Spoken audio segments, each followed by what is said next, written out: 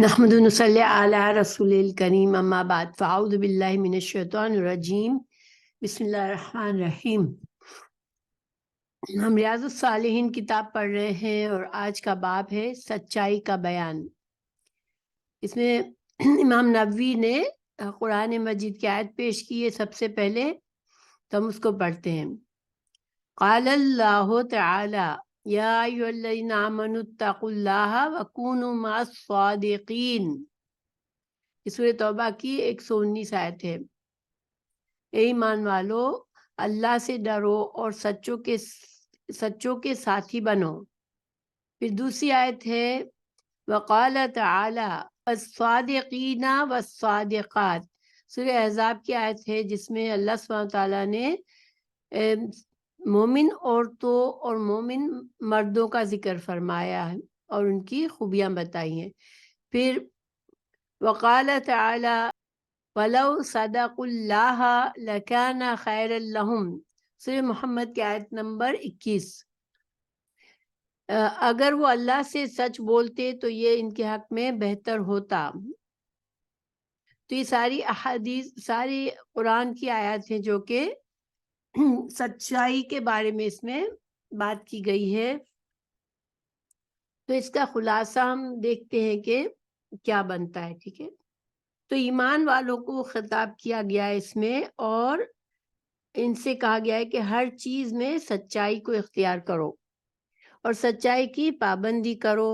اس آیت کا اب اس آیت میں کس کی طرف اشارہ ہے؟ یعنی اگر ہمیں کہا گیا کہ سچوں کے ساتھی بنو، تو سچوں کے ساتھی بنو سے مراد کون لوگ ہیں؟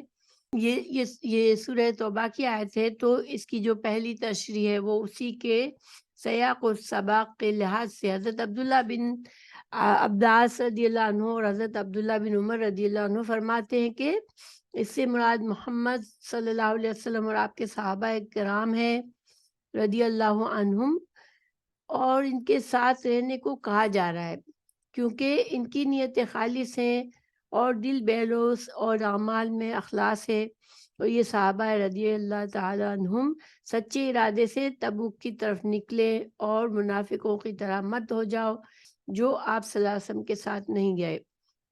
تو چونکہ جنگ تبوک 9 ہجری میں ہوئی تھی اور اس میں ایک جہاد کا عام حکم تھا، اس میں ہر مسلمان کو جہاد میں شامل ہونا تھا، اور آپ صلی اللہ علیہ وسلم کو تبوک کی طرف جانا تھا اور مقابلہ رومیوں سے ہونا تھا۔ تو اس وجہ سے یہ دور کا سفر تھا، بہت بڑی قوت کے ساتھ مقابلہ کرنا تھا، اور مسلمانوں کے لیے وہ سخت گرمی کا وقت تھا اور اتنا لمبا سفر پر نکلنا تھا، اپنے ساری فصلیں پکی ہوئی تھی ان سب کو چھوڑ کر۔ تو یہ ایک مشکل اور آزمائش تھی مسلمانوں کے لیے، اور مخلص اور سچے مسلمانوں نے تو اس پر ایک لمحہ بھی نہیں سوچا، اور اللہ کے حکم اور اللہ کے رسول صلی اللہ علیہ وسلم کے حکم پر فوراً فرما برداری کی اور جہاد کے لیے تیار ہو کر نکلے۔ لیکن منافقین جو تھے وہ اس میں پیچھے رہ گئے، اور منافقین نے بہانے بنائے اور وہ نہیں گئے تھے۔ اس وجہ سے اللہ سبحانہ تعالیٰ نے مومن مردوں اور مومن عورتوں کو یہ حکم فرمایا کہ تم سچے لوگوں یعنی صحابہ کرام کے ساتھ اور رسول اللہ صلی اللہ علیہ وسلم کے ساتھ نکلو۔ اور ایمان کی سچائی اسی میں ہوتی ہے کہ انسان اللہ تعالیٰ کے احکامات پر لبیک کہے اور مشکل سے مشکل کام میں بھی اللہ پر توکل کر کے اس پر عمل کرے۔ اچھا، لیکن اس کے علاوہ بھی کچھ اور اس کے بارے میں رائے بھی ہے۔ دہاق، علامہ دہاق کہتے ہیں کہ یہ حضرت ابوبکر صدیق رضی اللہ عنہ اور حضرت عمر رضی اللہ عنہ کی طرح کے ساتھ ہونے کو کہا جا رہا ہے، کیونکہ حضرت ابوبکر صدیق کا لقب ہی صدیق تھا، اور حضرت عمر رضی اللہ عنہ کا جو رتبہ تھا وہ ہم سب جانتے ہیں۔ تو ان کے مثال دی جا رہی ہے مومنوں کو کہ تم ان کی طرح سے سچے بنو۔ اور صادقین سے کچھ علماء نے کہا کہ یہ مہاجرین جو کہ مکہ سے اپنا سب کچھ چھوڑ کے ایمان کی اس کا سچا ثابت کرنے کے لیے مدینہ میں ہجرت کی تھی انہوں نے، تو اس لیے اس سے مراد مہاجرین ہے جو کہ مدینہ آئے تھے ہجرت کر کے. اور کچھ نے کہا کہ ان سچوں کے ساتھ ہو جاؤ سے مطلب وہ 3 صحابہ کرام ہیں جو کہ جنگ تبوک میں صرف اپنی سستی کی وجہ سے رہ گئے اور نہیں جا پائے، اور جب آپ رسول اللہ صلی اللہ علیہ وسلم واپس آئے اس مارکے سے کے بعد تو انہوں نے منافقین کی طرح جھوٹے بہانے نہیں بنائے، بلکہ انہوں نے سچ کہا، اپنی غلطی کا اعتراف کیا، اور انہوں نے رسول اللہ صلی اللہ علیہ وسلم سے اپنی اس سستی کو قبول کیا کہ ہمارے پاس کوئی وجہ نہیں تھی، ہم جا سکتے تھے لیکن ہم نہیں گئے سستی کے مارے، اور آج کل جائیں گے میں رہ گئے.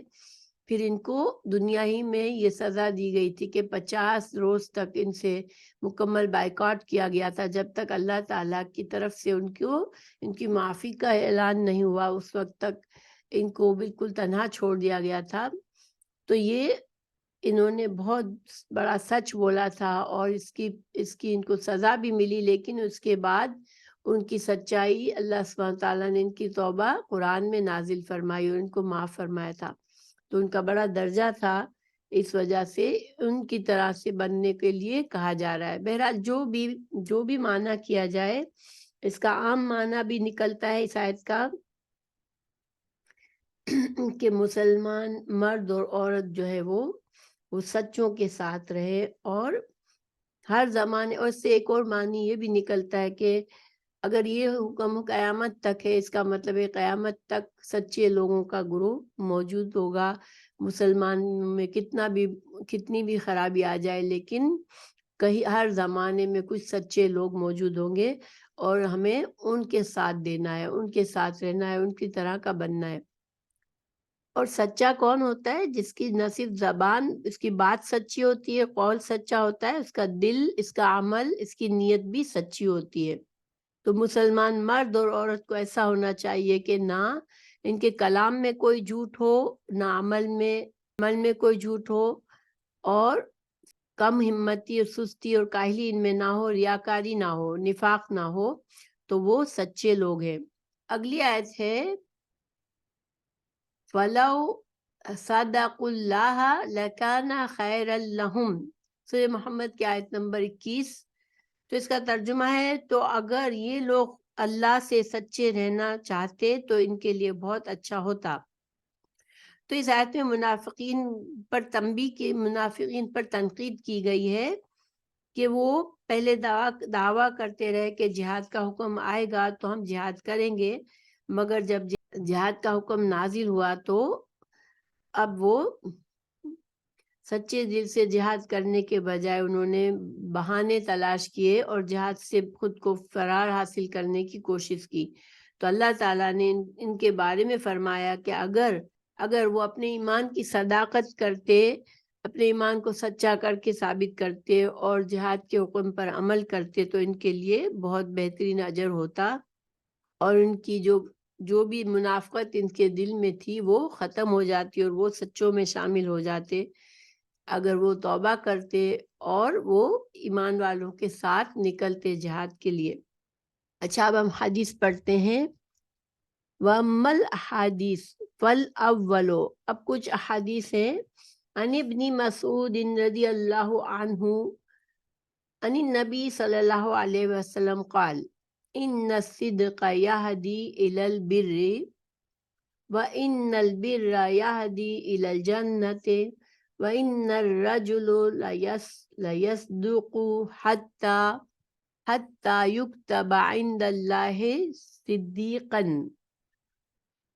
وَإِنَّ الْكَذِبَ يَهْدِي إِلَى الْفُجُورِ وَإِنَّ الْفُجُورَ يَهْدِي إِلَى النَّارِ وَإِنَّ الرَّجُلَ لَيَكْذِبُ حَتَّى يُكْتَبَ عِندَ اللَّهِ كَذَّابًا. متفق علیہ. حضرت ابن مسعود رضی اللہ عنہ سے روایت ہے کہ نبی کریم صلی اللہ علیہ وسلم نے فرمایا یقیناً سچائی نیکی کی طرف رہنمائی کرتی ہے اور نیکی جنت کی طرف لے جاتی ہے. آدمی سچ بولتا رہتا ہے یہاں تک کہ اسے اللہ کے ہاں بہت سچا لکھ دیا جاتا ہے، اور جھوٹ نافرمانی کی طرف رہنمائی کرتا ہے، اور نافرمانی جہنم کی طرف لے جاتی ہے، اور آدمی یقیناً جھوٹ بولتا رہتا ہے یہاں تک کہ اللہ کے ہاں اسے بہت جھوٹا لکھ دیا جاتا ہے۔ تو اس حدیث سے ہمیں کیا فائدہ ملتا ہے کہ سچائی اور سچا، صدیق اور کذاب جھوٹا، یہ دونوں مبالغے کے سیغے ہیں، یعنی کہ سچائی جس کی طبیعت ثانیہ بن جائے اور جھوٹ جس کی پختہ عادت ہو جائے۔ یعنی کہ جب ہم صدیق کہتے ہیں تو صدیق سے ایسا انسان مطلب ہوتا ہے جو کہ سچائی اس کی ایک طبیعت ہے، وہ اس کو سوچنا نہیں پڑتا سچ بولنے کے لیے، وہ جب بھی بولتا ہے بات سچی بات کرتا ہے، اس کا قول عمل ہر چیز سچائی ہے اس میں، اور اس میں نفاق کا کوئی شائبہ نہیں ہوتا، وہ صدیق کہلاتا ہے۔ صدیق مبالغہ ہے، ٹھیک ہے، مبالغے کا صیغہ ہے۔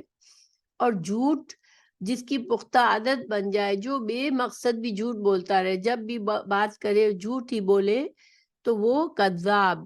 یہ جس طرح انسان دنیا میں اپنے اچھے یا برے اعمال کے ساتھ مشہور ہوتا ہے، اسی طرح اللہ کے ہاں بھی ہے، اللہ کے ہاں بھی ہے وہاں صدیق لکھے جانے کا مطلب سچائی و اجر و ثواب، اور کذاب لکھے جانے کا مطلب جھوٹ کی سزا کا مستحق قرار پانا ہے۔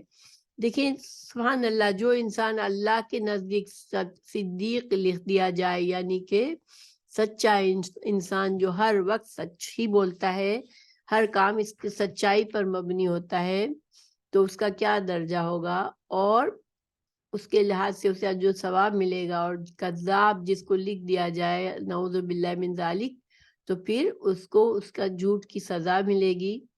حدیث میں سچائی کی ترغیب ہے کیونکہ یہ خیر کا سبب ہے، اور جھوٹ سے اجتناب کی تاکید ہے کیونکہ یہ منبع شر ہے۔ کیونکہ اس حدیث میں ہمیں یہ بتایا جا رہا ہے کہ جو انسان سچ بولنا پسند کرتا ہے اور سچائی پر رہتا ہے، تو پھر اس کو اور بھی اچھے کاموں کے لیے دروازہ کھل جاتا ہے، اور نیکیوں کے لیے دروازہ کھلتا ہے۔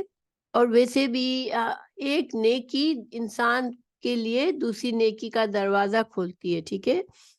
اور اسی طرح جب جھوٹ انسان بولتا رہتا ہے تو جھوٹوں پر لعنت، قرآن میں لعنت اللہ علی الکاذبین کہا گیا، یعنی جھوٹے آدمی پر اللہ کی لعنت ہوتی ہے، اور جس پر اللہ کی لعنت ہوتی ہے وہ نیک کاموں کی اسے توفیق نہیں ملتی، اس کی زندگی گناہوں میں ہی نکلتی ہے، اور اس کا آخرت کا نقصان یہ ہوگا کہ اس کا حشر منافقین کے ساتھ ہوگا، اور اس کا ٹھکانہ جہنم بن جائے گا۔ حضرت عبداللہ بن مسعود رضی اللہ عنہ کی ایک اور روایت میں بھی اس حدیث کی وضاحت ہوتی ہے۔ اس کا ترجمہ ہے ہمیشہ بندہ جھوٹ بولتا ہے اور اسی میں آگے بڑھتا رہتا ہے، پھر اس کے دل میں ایک کالا نقطہ لگا دیا جاتا ہے، پھر وہ اللہ کے نزدیک جھوٹا لکھ دیا جاتا ہے۔ تو جھوٹ بولتے بولتے انسان کا دل سیاہ ہو جاتا ہے، اور اللہ کے نزدیک اس کو جھوٹا لکھ دیا جاتا ہے، اس پر لعنت کر دی جاتی ہے، اور اس کے لیے دنیا اور آخرت کی خیر اور بھلائی کے دروازے بند ہو جاتے ہیں۔ تو اللہ سبحانہ تعالیٰ جھوٹ سے بچائے۔ اور دیکھیں سچ بولنا، ہم اس کو بہت آج کے معاشرے میں بہت سے لوگ سچ کو اتنی بڑی اہمیت نہیں دیتے، نہ ہی جھوٹ بولنے میں بہت بڑا گناہ سمجھتے ہیں، مگر جھوٹ بولنا کبیرہ گناہ ہے، اور جتنا انسان زیادہ جھوٹ بولتا رہے گا اس کی ایک عادت پختہ ہوتی جائے گی، اور اللہ تعالیٰ کے نزدیک وہ جھوٹا لکھ دیا جائے گا۔ پھر اگلی حدیث ہے الحسن ابن علی ابن ابی طالب رضی اللہ عنہما قال حفظت من رسول اللہ صلی اللہ علیہ وسلم دع ما یریبک الی ما لا یریبک فإن الصدق طمأنینۃ والکذب ریبۃ، رواہ الترمذی وقال حدیث صحیح، وقولہ یریبک ہوا فتح الیاء وضمها، معناہ اترک ما تشک فی حلہ وعدل الی ما لا تشک فیہ۔ حضرت ابو محمد حسن بن ابی طالب بیان کرتے ہیں کہ مجھے رسول اللہ صلی اللہ علیہ وسلم کی زبان مبارک سے سنے ہوئے یہ الفاظ یاد ہیں: وہ چیز چھوڑ دے جو تجھے شک میں ڈالے، اور اس کو اختیار کر جس کی بابت تجھے شک و شبہ نہ ہو، اس لیے کہ سچ اطمینان کا باعث ہے اور جھوٹ شک اور بے چینی ہے۔ اس کو ترمذی نے روایت کیا ہے اور کہا کہ حدیث صحیح ہے۔ یریبو کا یا پر زبر اور پیش دونوں طرح سے صحیح ہے، یعنی کہ اس کو یریبو کا بھی پڑھ سکتے ہیں اور یریبو کا بھی پڑھ سکتے ہیں، اور اس کے معنی ہے جس چیز کے حلال ہونے میں شک ہو اسے چھوڑ دو، ایسی چیز کو اختیار کرو جس میں تمہیں شک نہ ہو۔ تو اس حدیث میں فائدہ یہ ملتا ہے کہ شبہات سے بچنا ضروری ہے تاکہ حرام کا ارتکاب نہ ہو، جیسا کہ دوسری حدیث میں کہ جو شخص شبہات سے بچ گیا اس نے اپنے دین اور اپنی آبرو کو بچا لیا۔ تو دیکھیں دین شرعی کاموں میں جب شبہ ہو جائے کہ یہ صحیح ہے یا نہیں ہے، صحیح طریقے سے کیا یا نہیں کیا، جیسے نماز پڑھتے ہیں تو نماز میں جب شک ہو جاتا ہے کہ میں نے 4 پڑھی یا 5 پڑھی، 2 پڑھی یا 3 پڑھی، تو انسان جس چیز پر انسان کا اپنے آپ کو شک دور کر کے جس چیز پہ اسے یقین ہوتا ہے وہ رکھ کے وہ اس کو یقین حاصل کرتا ہے وہ اپنی نماز میں، اور پھر وہ سجدہ سہو کر کے اس کو صحیح کر لیتا ہے۔ تو اسی طرح حلال کیا ہے حرام کیا ہے، اگر جہاں انسان کا علم نہ ہو اسے شک پیدا ہو جائے کسی چیز میں، یا کوئی کام کرنا جائز ہے یا ناجائز ہے اس میں اسے شک پیدا ہو جائے، تو ایک تو انسان کوشش کرے کہ علم حاصل کر کے اپنے علم کو پختہ کرے اور اپنے عمل اس کے مطابق علم کے مطابق کرے، اور جب تک اسے علم نہ ہو تو شک والی چیز کو چھوڑ دے اور جس پر یقین ہو اس پر عمل کرے۔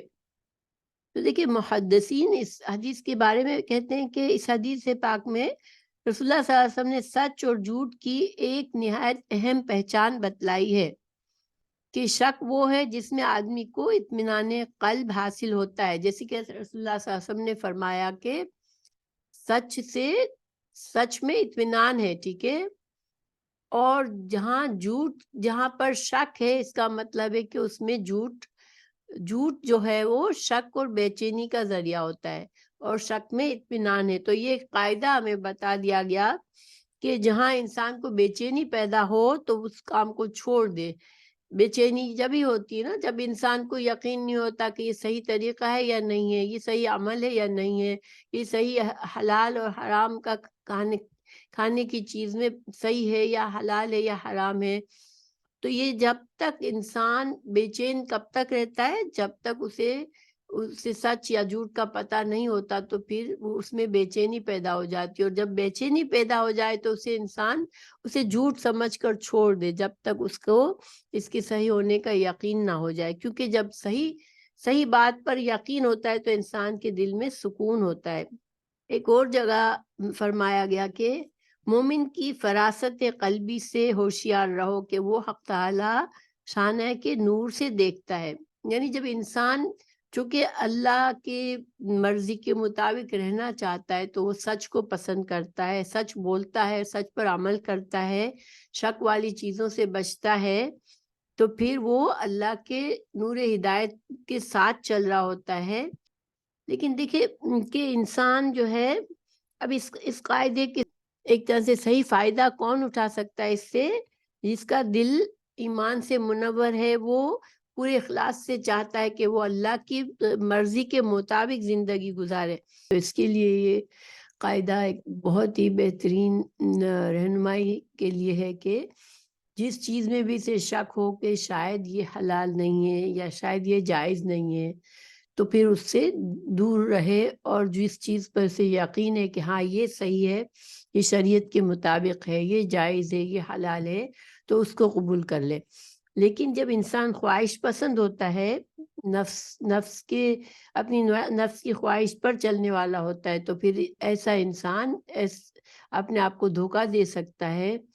اس کو چاہیے کہ وہ کسی عالم سے فتویٰ لے کے کام کرے جہاں بھی اسے شک ہو، کیونکہ شک والی چیزوں کے لیے وہ اپنا انتخاب نہ کرے کہ میرے لیے اب شک دور ہو گیا اور میں اس پر عمل کر لوں، بلکہ اسے چاہیے کہ وہ کسی عالم سے فتویٰ لے، کیونکہ اس کے نفس میں اگر خرابی ہے تو پھر وہ اس کو برائی کی طرف لے جائے گا اور وہ گناہ میں اور حرام چیزوں میں پڑ جائے گا اور بھی گناہوں میں مبتلا ہو جائے گا۔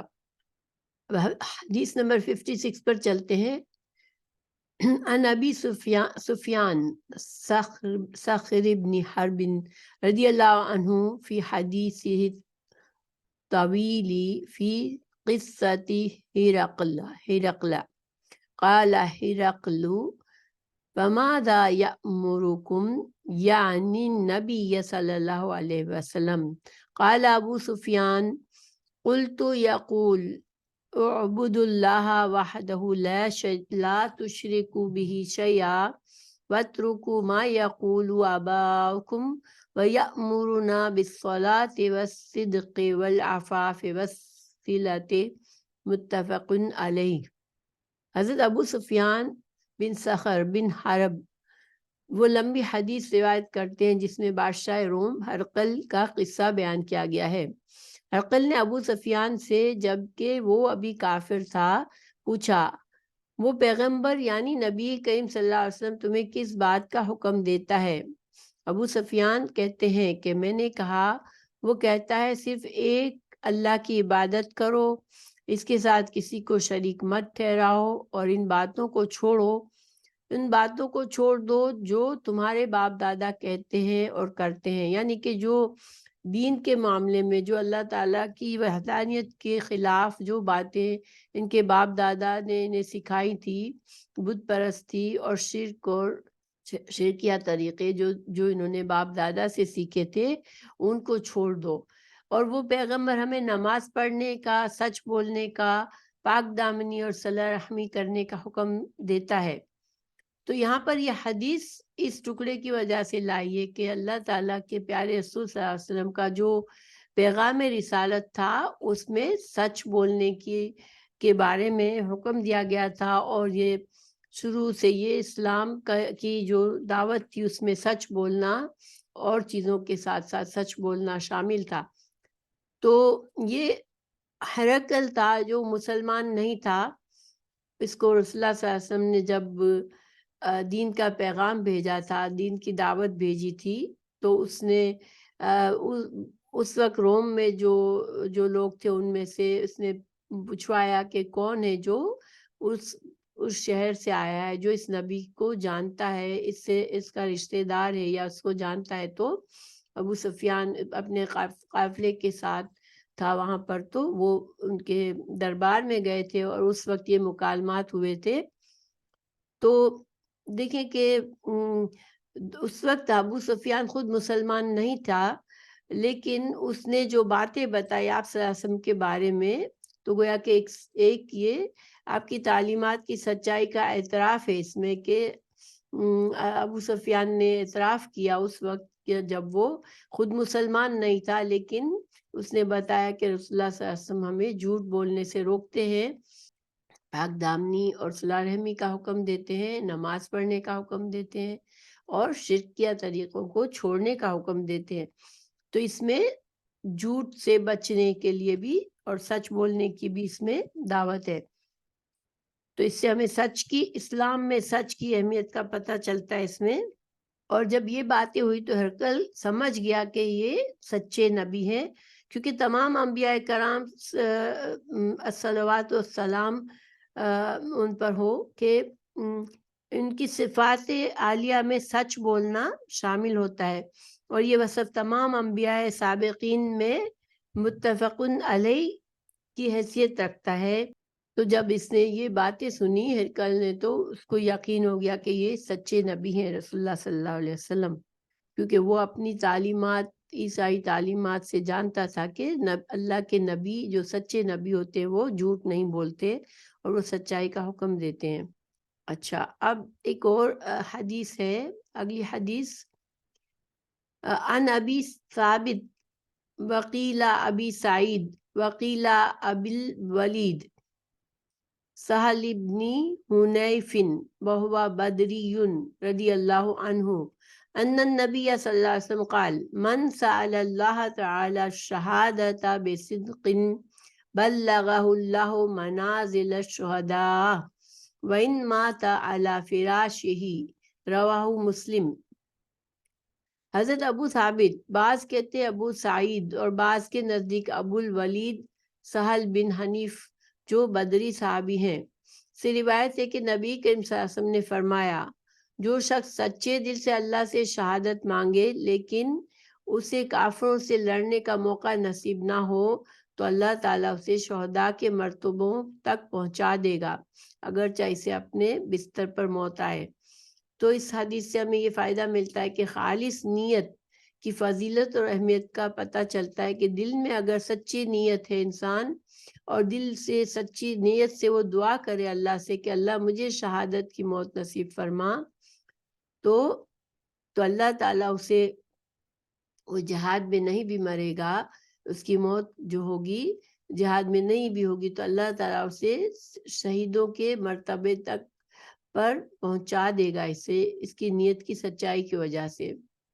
تو اس سے ہمیں بھی یہ سبق ملتا ہے کہ اگر انسان شہادت کی موت کا جو مرتبہ ہوتا ہے، جو رتبہ ہوتا ہے بہت بلند ہے، اور شہادت ایک تو جہاد میں انسان اللہ کی کلمہ کو بلند کرتے ہوئے لڑتا ہے اور وہ شہید ہوتا ہے، لیکن اس کے علاوہ بھی کچھ ایسے طریقوں سے جب موت آتی ہے جس کو حکمی طور پر وہ شہادت کی موت ہوتی ہے، اللہ سبحانہ تعالیٰ اپنے فضل سے ان کا جو شہیدوں کا کی جزا اللہ تعالیٰ ان کو نصیب فرمائے گا۔ تو ہمیں بھی اگر خواہش ہے ہمارے دل میں کہ ہم شہادت کی موت حاصل کریں تو ہمیں اپنے دل کی سچائی کے ساتھ یہ دعا مانگنی چاہیے۔ اچھا، اب ہم سچائی کے بارے میں تھوڑی اور باتیں سمجھتے ہیں کہ سچائی کا اسلام میں ایک اہم مقام ہے۔ جھوٹے پر لعنت بھیجی گئی ہے، سچے انسان کو کامیابی کی ضمانت دی گئی ہے۔ رسول اللہ صلی اللہ علیہ وسلم کو لوگ صادق اور امین کہہ کر پکارتے تھے، اور نبوت سے پہلے بھی اللہ کے پیارے نبی صلی اللہ علیہ وسلم صادق اور امین مشہور تھے، اور لوگ آپ کے پاس امانتیں رکھواتے تھے۔ اور حضرت ابوبکر صدیق رضی اللہ عنہ بھی رسول اللہ صلی اللہ علیہ وسلم کی نبوت پر یقین کیا تو انہوں نے بھی صدیق کا لقب پایا۔ جب آپ صلی اللہ علیہ وسلم معراج کے لیے تشریف لے گئے تھے تو حضرت ابوبکر صدیق رضی اللہ عنہ نبی رسول اللہ صلی اللہ علیہ وسلم سے ملاقات نہیں کی تھی، لیکن ابو جہل ان کے پاس گیا تو حضرت ابوبکر صدیق سے پوچھا کہ کیا تم یقین رکھتے ہو کہ تمہارے صحابی تمہارے ساتھی یہ بات کر رہے ہیں کہ تم اس کو مانتے ہو کہ یہ سچ ہے؟ تو حضرت ابوبکر صدیق رضی اللہ عنہ نے فرمایا کہ اگر رسول اللہ صلی اللہ علیہ وسلم نے یہ فرمایا ہے تو یہ سچ ہے، یعنی راتوں رات رسول اللہ صلی اللہ علیہ وسلم کا بیت المقدس تک جانا اور آپ صلی اللہ علیہ وسلم کا آسمانوں پر معراج کے لیے ان کا سفر پورا کرنا، تو یہ بات جو ہے حضرت ابوبکر صدیق نے اس کو سچ کہا، تو اس وجہ سے آپ کا لقب صدیق ہوا۔ اسلام کی اخلاقی اقدار اور معاشرتی ذمہ داریوں میں سے اہم ترین اور تمام عمدہ صفات کا منبع جو ہے وہ صدق اور سچائی ہے۔ سچائی جو ہے وہ ایمان کی علامت ہے اور آخرت کا توشہ ہے، یعنی سچا انسان جو ہے وہ جنت اس کے لیے ہے۔ تو سچ کیا مطلب ہے؟ سچ کا مطلب یہ کہ ہر حال میں انسان کا ظاہر اور باطن ایک ہی ہو، یعنی اس کے دل میں کچھ اور زبان پر کچھ اور نہیں ہوتا مومن کے، ٹھیک ہے؟ یہ منافق کی صفت ہے۔ تو دل اور زبان میں یکسانیت، قول اور فعل میں مطابقت ہو، غلط بیانی نہ کرے انسان، اور جھوٹ بولنے سے، مکر و فریب سے، دھوکہ دینے سے اجتناب کرے انسان۔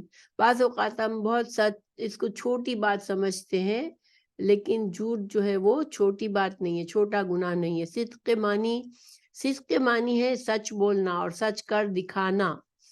صدیق اسے کہا جاتا ہے جو ہمیشہ سچ بولے، اپنی فراست اور ایمان اور دل کی پاکیزگی سے حق کی تصدیق کرے۔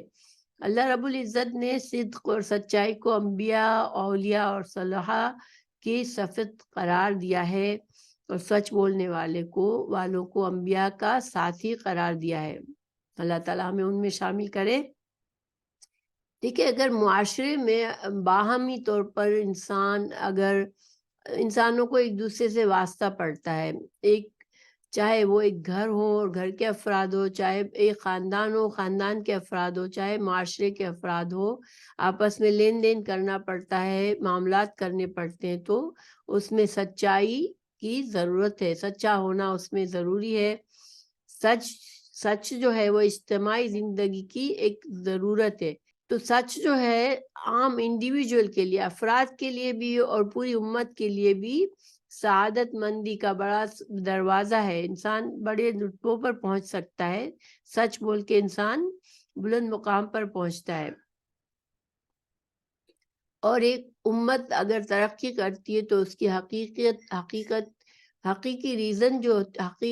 وجہ جو ہوتی ہے ترقی کی، وہ یہ ہوتی ہے کہ انسان کے قول اور فعل اور عمل میں سچائی ہو۔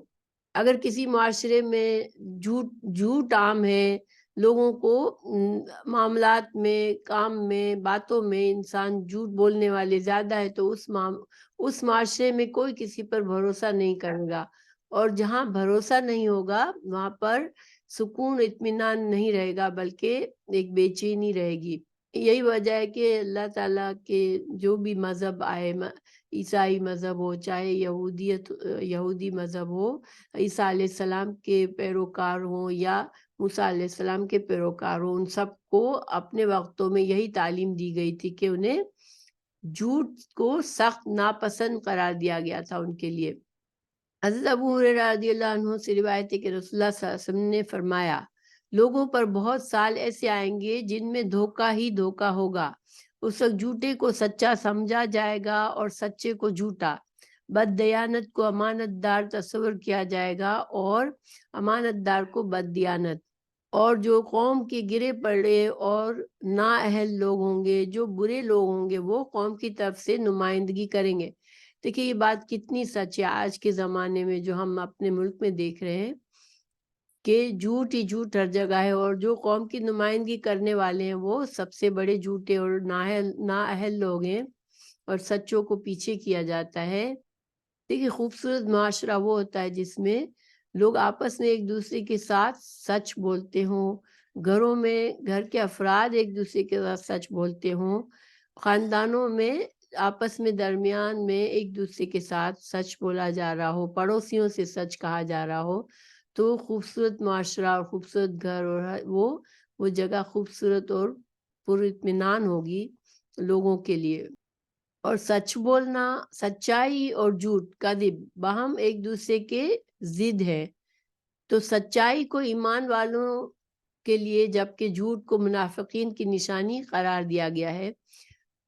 جھوٹ، غلط بیانی کی بنیادی تعریف یہ ہے کہ کسی چیز کو حقیقت کے برعکس بیان کرنا اور ایسی خبر دینا جو واقعے کے خلاف ہو۔ سچ کی تعریف یہ ہے کہ حقیقت کے سوا کچھ نہ بیان کیا جائے، بلکہ ایسی خبر دی جائے جو واقعے کے مطابق ہو۔ حضرت امام غزالی لکھتے ہیں کہ سچ کا اطلاق 6 معنی میں ہوتا ہے: قول میں صداقت، نیت میں صداقت، ارادے میں صداقت، عزم میں صداقت، عزم پورا کرنے میں صداقت، عمل میں صداقت، اور دین کے تمام مقامات کی تحقیق میں صداقت۔ جو شخص ان 6 معنوں میں صدق کے ساتھ اس کے اندر صدق کی صفت پائی جاتی ہے ان 6 معنوں میں، تو وہ صدیق ہے۔ اور اس لیے کہ لفظ صدق سے مبالغے پر دلالت کرتا ہے۔ پھر صادقین کے بہت سے درجات ہیں۔ جس شخص کو کسی خاص چیز میں صدق حاصل ہوگا وہ اس خاص چیز کے اعتبار سے صادق کہلائے گا جس میں اس کا صدق پایا جائے گا۔ یعنی کہ صادق کا درجے پر پہنچنے کے لیے، صدیق کے درجے پر پہنچنے کے لیے انسان کے اندر ان 6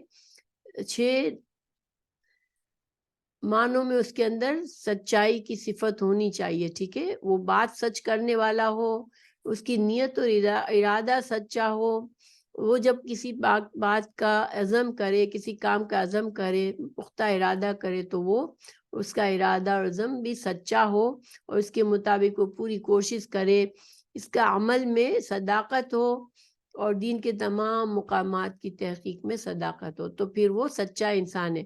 اب سچا انسان کی بھی قسمیں ہو سکتی ہے کہ اس نے کس اعتبار سے اس نے وہ سچائی کا بلند درجہ پایا ہے۔ قرآن میں کئی جگہوں پہ اس کی تاکید فرمائی گئی ہے۔ بعض اوقات انسان کو جھوٹ بولنا آسان ہوتا ہے اور اسے یہ ڈر ہوتا ہے کہ سچ بول کے وہ مشکل میں پڑے گا، تو جھوٹ بول کے نکل جانا بہت زیادہ آسان لگتا ہے، مگر کبھی اس طرح سے انسان کا چھٹکارا نہیں ہوتا۔ ایک جھوٹ سے پھر سے کئی جھوٹ بولنے پڑتے ہیں، اور جتنا زیادہ وہ جھوٹ بولتا رہتا ہے وہ اللہ تعالیٰ کے نزدیک جھوٹوں میں شامل ہوتا رہتا ہے۔ اور جیسے کہ ایک گناہ سے دوسرے گناہ کے لیے دروازہ کھلتا ہے اور شیطان کے لیے آسان ہوتا ہے، تو بعض اوقات مشکل ہوتا ہے سچ بولنا، اس وقت بھی انسان کو اللہ پر بھروسہ کر کے سچ بولنا چاہیے۔ قرآن و حدیث میں بہت سی ہمیں تاکید کی گئی ہے، میں کچھ اس میں سے ہم دیکھ لیتے ہیں۔ اللہ تعالیٰ نے فرمایا، اے ایمان والو، اللہ سے ڈرتے رہو اور ہمیشہ سچوں کے ساتھ رہو۔ اسی طرح جھوٹ بولنے والوں کے لیے دردناک عذاب کی وعید سنائی گئی ہے۔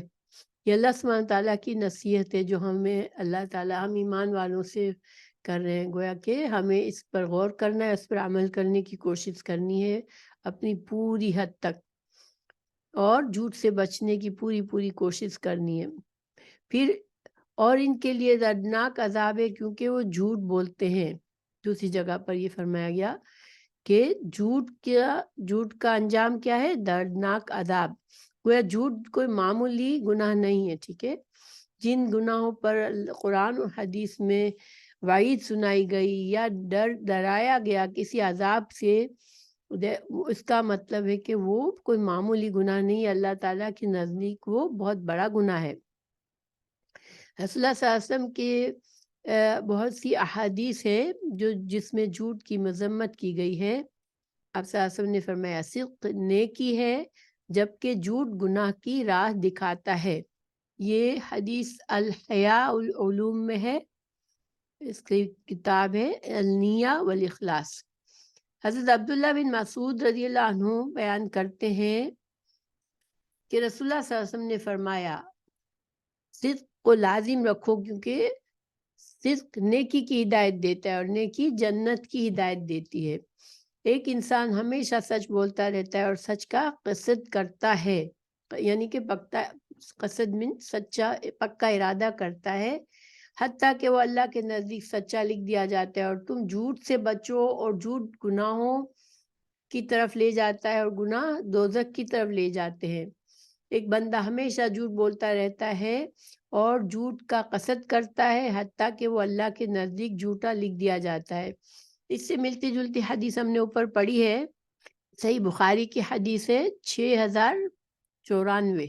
حضرت عبداللہ بن عباس رضی اللہ عنہ روایت کرتے ہیں کہ سرکار دو عالم سے کمال کے متعلق دریافت کیا گیا تو آپ نے فرمایا، حق بات کہنا اور صدق پر عمل کرنا، یعنی کہ ایمان کو کیسے کامل کرے۔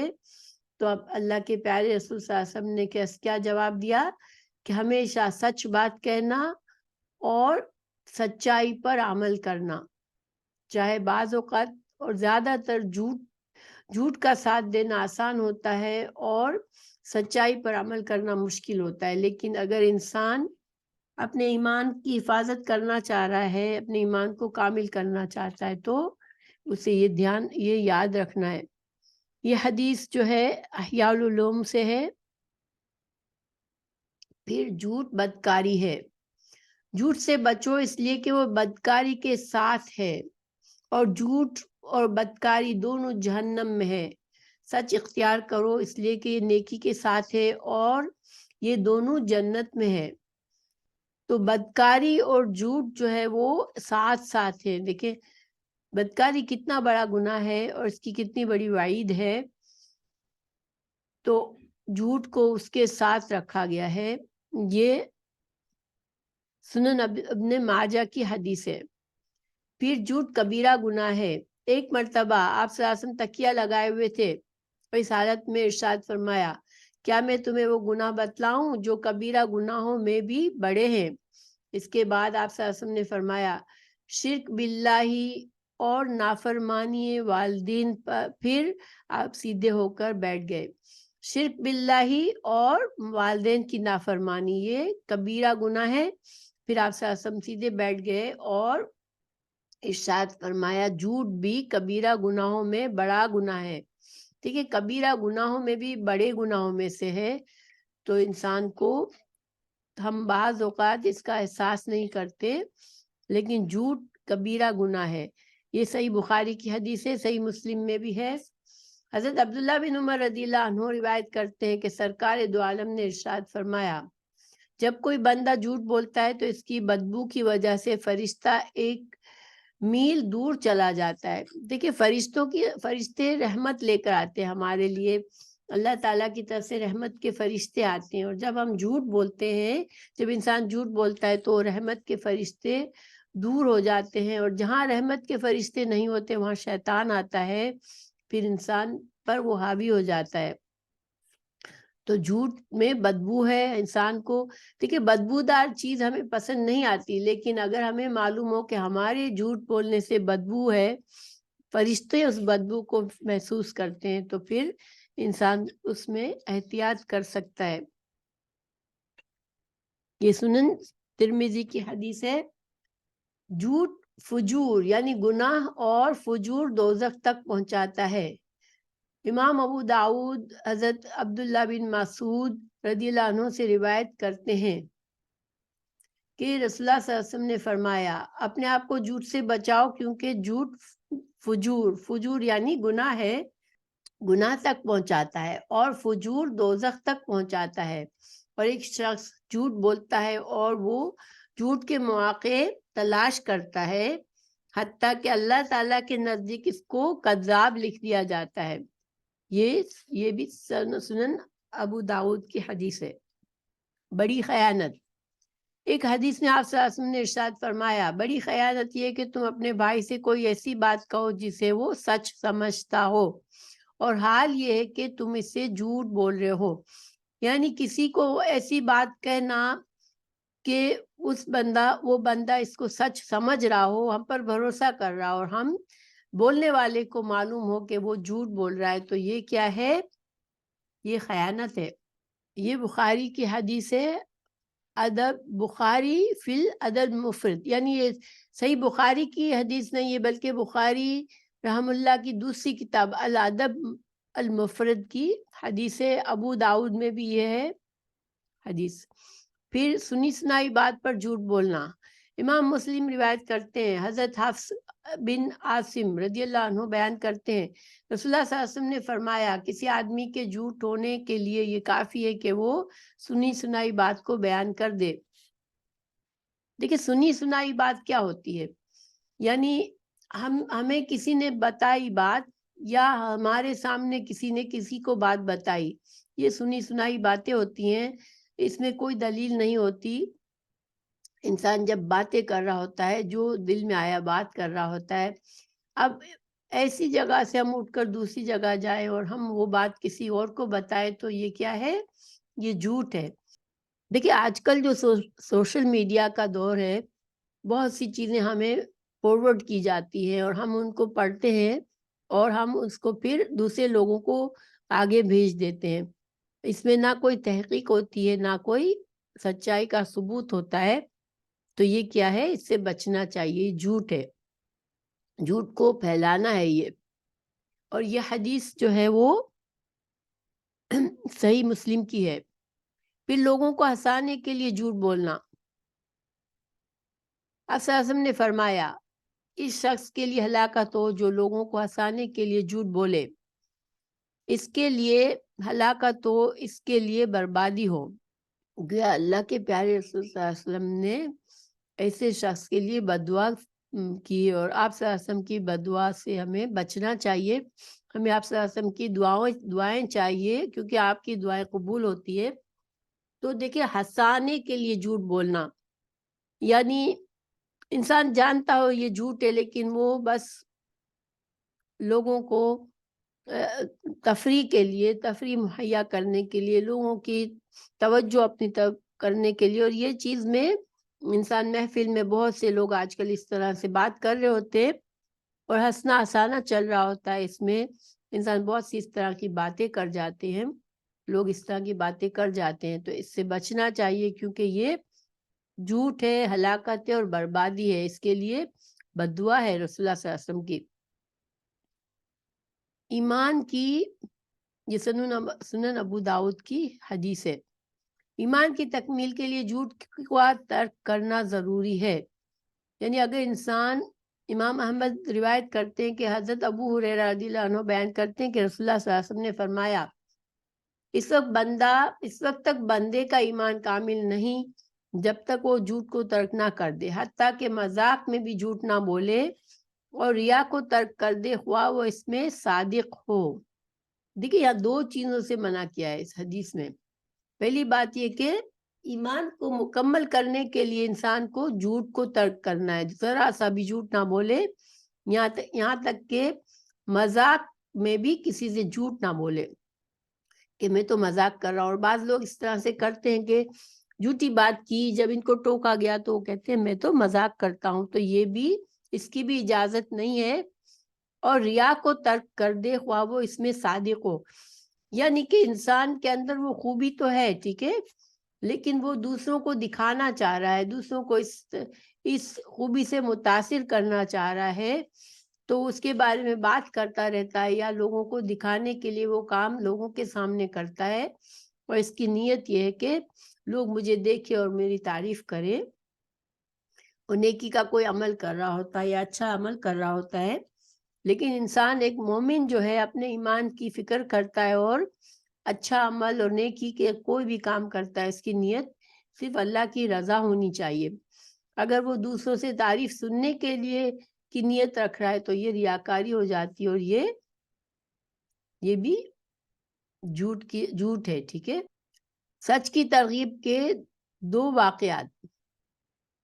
ایک شخص بارگاہ نبوت میں حاضر ہوا، بولا مجھے زنا، چوری، شراب اور جھوٹ کی عادت ہے، میں ایمان لانا چاہتا ہوں، یکدم چاروں عیب نہیں چھوڑ سکتا. یعنی میں پکا ہو چکا ہوں ان چیزوں میں، ان برائیوں میں، ان گناہوں میں کہ زنا، چوری، شراب اور جھوٹ، دیکھیے ساری بڑے بڑے گناہ ہیں. اب رسول اللہ صلی اللہ علیہ وسلم سے اس نے کہا کہ مجھ میں اتنی ہمت نہیں ہے کہ میں ساری بری عادتیں ایک دم سے چھوڑ دوں. تو آپ کیا کریں، حضور مجھے ایک عیب سے منع فرما دیں، یعنی ان میں سے کسی ایک کو جس کا نقصان سب سے زیادہ ہے مجھے اس سے منع کر دیں تو میں اسلام قبول کر لوں گا. فرمایا جھوٹ چھوڑ دو. وہ بولا بہت اچھا، مسلمان ہوا. پھر جب دربار عالی سے گیا، چوری کا ارادہ کیا، خیال آیا کہ اگر پکڑا گیا تو میں جھوٹ نہیں بولوں گا، اقرار کروں گا اور میرے ہاتھ کاٹے جائیں گے. دیکھیں یا اس کے دل میں خوف آ گیا کہ میں اگر چوری میں پکڑا گیا تو پھر کیا ہوگا، مجھے تو جھوٹ بولنے سے تو میں نے وعدہ کیا ہے میں جھوٹ نہیں بولوں گا، تو پھر سچ بولوں گا تو مجھے سزا ملے گی. اور اس خوف سے اس نے وہ چوری بھی چھوڑ دی. یہی حال ہے ہر عیب کا. ظاہر کوئی بھی گناہ کا کام انسان چھپ کر ہی کرتا ہے نا، زنا ہے، شراب نوشی ہے، تو پھر جب بھی وہ چھپ کر کرنے جائے گا تو اسے کبھی نہ کبھی اسے لوگوں کے سامنے اعتراف کرنا پڑے گا، ورنہ وہ اس کو جھوٹ بولنا پڑے گا. تو گویا کہ جھوٹ کو چھوڑنے سے اسے ساری برائیاں اس سے آہستہ آہستہ چلی گئی. اور اس نے کہا، حاضر ہوا رسول اللہ صلی اللہ علیہ وسلم کے پاس اور بولا میری جان فدا ہو آپ پر صلی اللہ علیہ وسلم، جیسے معلم پر کہ آپ نے، یعنی میری جان فدا ہو آپ جیسے معلم پر کہ آپ نے مجھے جھوٹ سے روک کر سارے عیبوں سے بچا لیا. یہ واقعہ جو ہے وہ تفسیر کبیر میں لکھا ہوا ہے، ٹھیک ہے، اس کی ریفرنس کوئی حدیث یا حدیث ریفرنس میرے پاس نہیں ہے، مگر تفسیر کبیر میں یہ واقعہ موجود ہے۔ عبداللہ ابن عامر فرماتے ہیں کہ ایک روز حضور نبی کریم صلی اللہ علیہ وسلم ہمارے گھر تشریف لائے۔ میں اس وقت چھوٹا تھا، اس لیے کھیلنے چلا گیا۔ میری والدہ نے کہا، اے عبداللہ یہاں آؤ، میں تجھے ایک چیز دوں گی۔ رسول اللہ صلی اللہ علیہ وسلم نے دریافت کیا، یعنی ان کی والدہ سے، کہ تم کیا چیز دینا چاہتی ہو؟ انہوں نے عرض کیا، کھجور۔ آپ صلی اللہ علیہ وسلم نے فرمایا، اگر تم ایسا نہ کرتی تو تمہارے نامہ اعمال میں ایک جھوٹ لکھا جاتا۔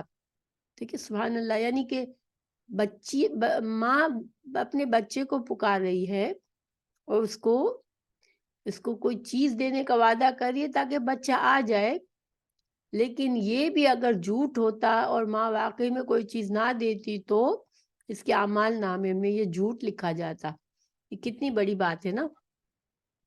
سنن ابو داؤد کی حدیث ہے یہ، جھوٹ بولنے پر عذاب۔ امام بخاری روایت کرتے ہیں کہ حضرت سمرہ بن جندب رضی اللہ عنہ بیان کرتے ہیں، ایک صبح کو رسول اللہ صلی اللہ علیہ وسلم نے بیان فرمایا، میں نے رات کو خواب میں دیکھا ہے کہ جبرائیل اور میکائیل میرے پاس آئے اور میرا ہاتھ پکڑ کر مجھے ارض مقدس میں لے گئے۔ میں نے دیکھا وہاں ایک آدمی بیٹھا ہوا تھا اور دوسرا آدمی اس کے پاس کھڑا ہوا تھا، جس کے ہاتھ میں لوہے کا آنکڑا تھا۔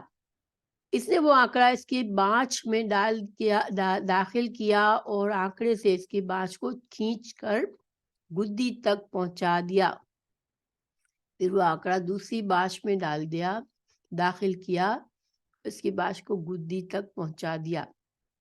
اتنے میں پہلی بانچ مل گئی اور اس نے پھر اس میں آنکڑا ڈال دیا۔ حضرت جبرائیل نے کہا، جس شخص کی بانچ پھاڑ کر گدی تک پہنچائی جا رہی ہے وہ شخص ہے جو جھوٹ بولتا تھا، پھر سے وہ جھوٹ نقل ہو کے ساری دنیا میں پھیل جاتا تھا، اس کو قیامت تک اسی طرح عذاب دیا جاتا رہے گا۔ اعوذ باللہ من ذالک۔ یہ رسول اللہ صلی اللہ علیہ وسلم کا معراج کے وقت کا واقعہ ہے، اور اس میں آپ صلی اللہ علیہ وسلم کو یہ دکھایا گیا کہ جھوٹ بولنے والے کے لیے کیا سزا ہے۔ اللہ ہمیں محفوظ رکھے۔ پھر صدق اور سچائی کا کامل نمونہ، یہ جو ابھی ہم نے پڑھی یہ صحیح بخاری کی حدیث ہے، ٹھیک ہے، یہ اوپر جو بھی پڑھی ہم نے، صدق اور سچائی کا کامل نمونہ۔ حضرت نبی کے صلی اللہ علیہ وسلم کا لقب صادق اور امین ہے، دنیا میں آج تک آپ سے بڑھ کر صداقت اور سچائی کی کوئی مثال نہیں دیکھی۔ بلا شبہ آپ کی حیات مبارکہ کا ہر ایک پہلو صدق و حق گوئی سے معمور اور معطر ہے، جس کا اعتراف آپ صلی اللہ علیہ وسلم کے دشمنوں نے بھی کیا، جو بن دیکھے آپ کی صداقت اور دیانت پر یقین رکھتے تھے۔ آپ صلی اللہ علیہ وسلم کی حیات مبارکہ کی سچائی کے ایسے کئی عظیم واقعات سے مزین ہے۔ آپ صلی اللہ علیہ وسلم کی حیات مبارکہ سچائی کے ایسے کئی عظیم واقعات سے مزین ہے جن کا احاطہ فقط ایک تحریر میں نہیں کیا جا سکتا۔ حضرت عبداللہ بن سلام یہودی عالم تھے، اور ابھی جب ایمان نہیں لائے تھے، مدینہ میں جب رسول اللہ صلی اللہ علیہ وسلم ہجرت کر کے پہنچے اور انہوں نے دور سے آپ کو دیکھا تو حضرت عبداللہ بن سلام بے اختیار بول اٹھے کہ ان کا چہرہ جھوٹ بولنے والے کا چہرہ نہیں، وجہ لیس بوجہ کذاب۔ یہ مشکات الشریف میں یہ حدیث موجود ہے۔ حضرت عبداللہ بن سلام ایمان لے آئے تھے، اللہ تعالیٰ نے ان کو ایمان کے نور سے منور کیا، اور یہودیت کو چھوڑ دیا تھا انہوں نے۔ جب رسول اللہ صلی اللہ علیہ وسلم نے اعلان نبوت کیا، جب اللہ تعالیٰ نے رسول اللہ صلی اللہ علیہ وسلم کو دین کی دعوت کا اعلان کرنے کا حکم دیا، یعنی شروع میں تو آپ صلی اللہ علیہ وسلم خاموشی سے چھپ چھپ کر